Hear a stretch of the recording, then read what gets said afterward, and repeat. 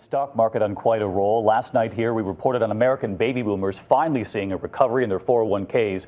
The Dow heading into this weekend after closing near 13,096, nearing that psychological barrier of 14,000 and approaching the all-time high from 2007 before the recession. But even as the Dow makes this rebound, why is an American giant, Apple, not benefiting? Tonight, many questioning whether the loss of Steve Jobs has hurt the company for good. Here's Good Morning America weekend anchor Bianca Goladriga tonight.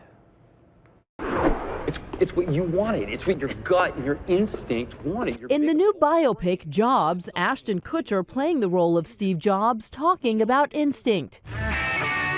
Knowing what the average American consumer needs and wants before they even know it. It's what helped Jobs, long after ascending to the top of his industry, stay far ahead of the pack. But this week, a huge bite out of the once mighty Apple.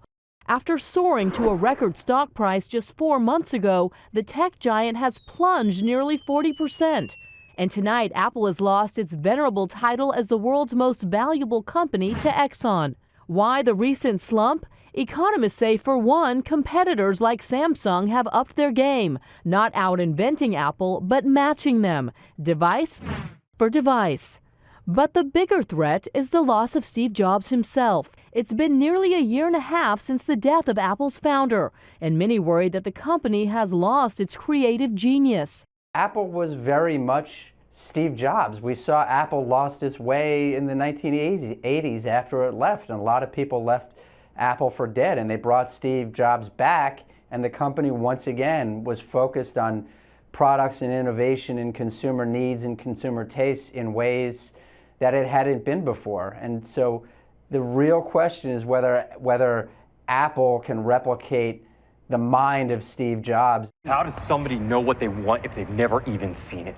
And with that new movie coming, the part of the real-life story still unwritten is whether Apple can continue inventing the next big thing before anyone else, and before consumers realize they even want it.